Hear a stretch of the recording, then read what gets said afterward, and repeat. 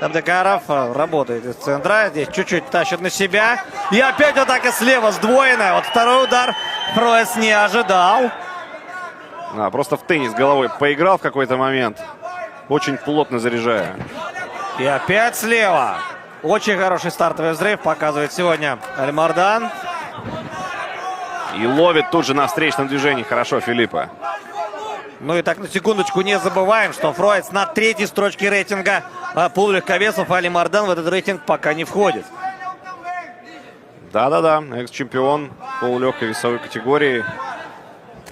Очень хорошо понимает, что ему нужно делать. А вот здесь!